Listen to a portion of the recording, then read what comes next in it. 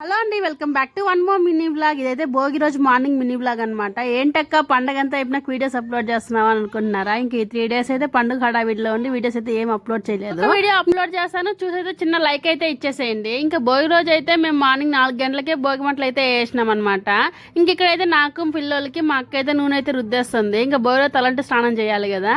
నాకు పెళ్ళే ఒక పాప ఉన్నా కానీ మా అక్కకైతే నేను చిన్న పిల్లనే అనమాట. ఈవెన్ ఆ పిల్లకి 2 పిల్లలు ఉన్నా కానీ నేనే మొదటి కూతున్నాను. అలా చూసుకుంటది మా అక్క అయితే.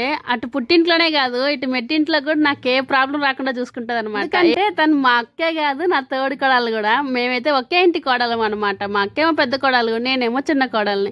ఇంకా పిల్లలకు కూడా మంచిగా తలంటేసింది. ఇంకా నేను తల స్నానం చేసుకొచ్చేసి పిల్లలకు కూడా నీళ్ళు తోడేస్తున్నాను అనమాట. అవును, భోగి రోజు భోగి మంటల్లో కాంచి నీళ్ళు పోసుకుంటే చాలా మంచిది అంటారు కదా. ఎందుకనేది మీకు తెలుసా? తెలిస్తే కమెంట్ చేసేయండి. భోగి రోజు నాన్ వెజ్ లేకపోతే ఎలా చెప్పండి? మా అక్క అయితే వేడివేడిగా చికెన్ సేర్వా ఇంక ఇడ్లీ అయితే పెట్టిందనమాట. టేస్ట్ అయితే చాలా బాగుంది.